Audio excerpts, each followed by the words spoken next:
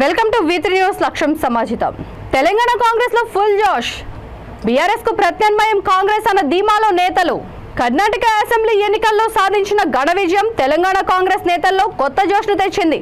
అటు ఇతర రాష్ట్రాల్లో ఇటు స్వరాష్ట్రంలో జరిగిన ఎన్నికల్లో చాలా కాలంగా ఓటములను భరిస్తూ వస్తున్న టీపీసీసీ నేతల్లో ఈ విజయం మంచి ఉత్సాహాన్ని నింపింది.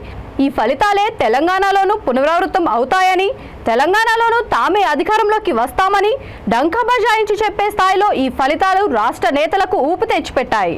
అసెంబ్లీ ఎన్నికలను ధైర్యంగా ఎదుర్కొంటామని, బీఆర్ఎస్ కు ప్రత్యామ్నాయం కాంగ్రెస్ మాత్రమేనన్న అంచనాతో ఎన్నికలకు వెళ్తామని ఇక్కడి నేతలు చెబుతున్నారు. దేశవ్యాప్తంగా కాంగ్రెస్ ప్రభ మస్కబారుతున్న నేపథ్యంలో కర్ణాటకలోనూ ఓడిపోతే తెలంగాణలో పార్టీ మనుగడ ప్రశ్నార్థకంగా మారే పరిస్థితి వచ్చేది. కానీ కర్ణాటక ఫలితం ఒక్కసారిగా తెలంగాణ కాంగ్రెస్ పరిస్థితులలో మార్పు తెచ్చిందని నేతలు అభిప్రాయపడుతున్నారు.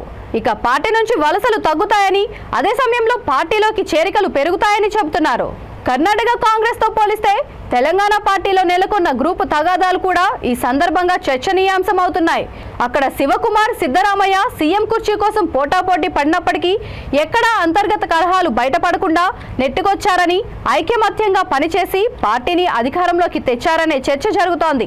అధికారం దక్కాలంటే అందరం కలిసి పనిచేయాల్సిందేనని, అదే భావనకు అందరు నేతలు వస్తారని, కలిసికట్టుగా పనిచేసి విజయం సాధిస్తారని టీపీసీసీ నేత ఒకరు వ్యాఖ్యానించడం గమనార్హం. కర్ణాటకలో రాహుల్ గాంధీ భారత్ జోడో యాత్ర నిర్వహించిన 20 అసెంబ్లీ నియోజకవర్గాల్లో 15 చోట్ల కాంగ్రెస్ గెలుపొందడం తెలంగాణ పార్టీ నేతల్లోనూ ఉత్సాహాన్ని నింపుతోంది.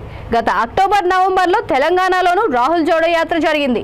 రాష్ట్రంలో 19 అసెంబ్లీ, 7 పార్లమెంట్ నియోజకవర్గాల్లో ఈ యాత్ర జరగగా ఆయా స్థానాల్లో మంచి ఫలితాలు వస్తాయనే అంచనాలు అక్కడి నేతల్లో మొదలయ్యాయి.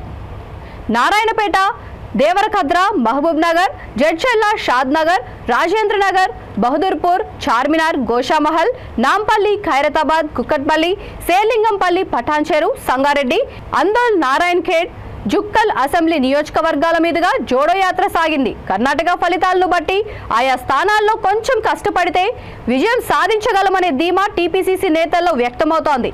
మొత్తం మీద గెలుపునకు మొహం వాచినట్టు ఉన్న తెలంగాణ కాంగ్రెస్ నేతలకు సరిహద్దు కర్ణాటకలో దక్కిన విజయం టీపీసీసీ అధ్యక్షుడు రేవంత్ రెడ్డి చెప్పినట్టు 1000 ఏనుగుల బలాన్ని ఇచ్చిందనే అభిప్రాయం రాజకీయ వర్గాల్లో వ్యక్తమవుతోంది.